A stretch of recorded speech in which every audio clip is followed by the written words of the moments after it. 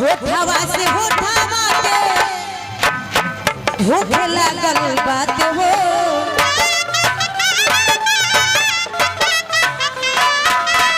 प्यारी की यारो झूली कईले शुरुआत हो होठवा से होठवा के होठे लागल बात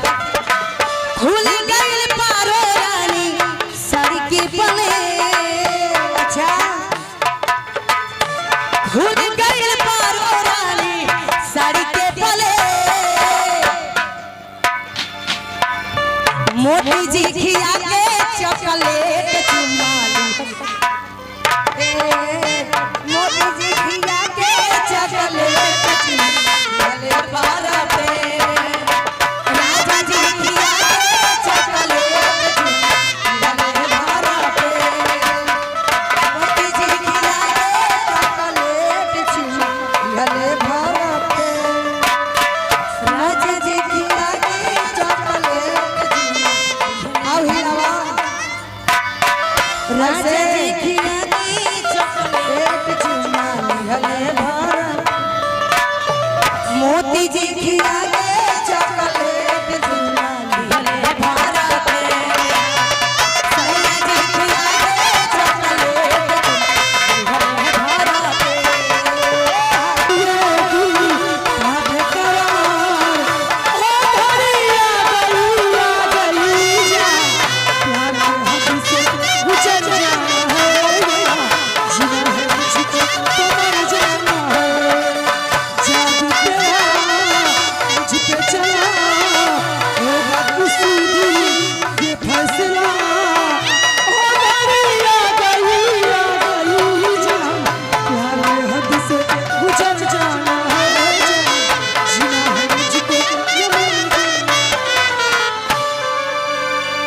हेलो हेलो। तो बहुत खुशी की बात है इस ग्राम में मैं बहुत दिनों के बाद आई हूँ, तो आप लोगों को सेवा करने के लिए मौका भी मिल गया। तो वो आप लोगों को सेवा में छोटे से कैसे करती हूँ, लोग जरा ध्यान से में क्या कहते हैं लोग।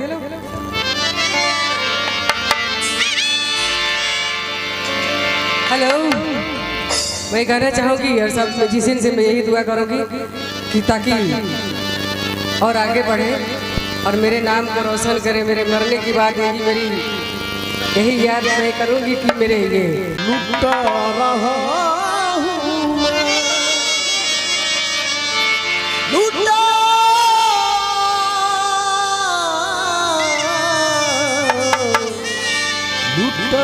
रहा हूं और नजर में प्यार का जादू भी जगा रहा हूं मैं। आप मेरा यकीन कर ले, मेरी बात मान ले, अब तो चीर के दिल भी दिखा रहा हूं मैं।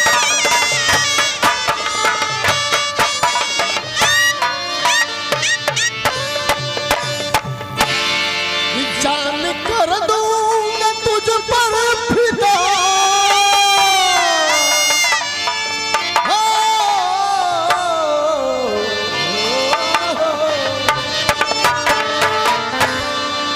कि जान कर दूंगा तुझ पर फिदा,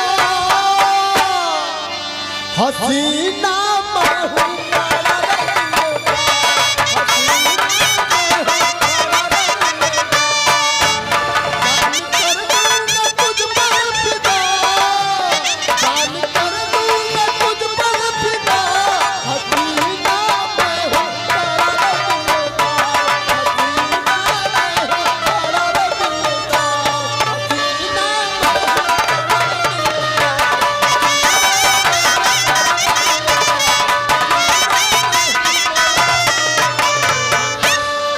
और ये शानदार पुरस्कार हमारे गार्जियन स्वरूप बड़े भाई समान माननीय हुसैन भैया की तरफ से हमने के पाहुन हवे बड़ा बढ़िया दाता धरइले बन उ त भगवान जानत कि हमार पाहुन हवे के तहार पाहुन हवे के केकर पाहुन हवे,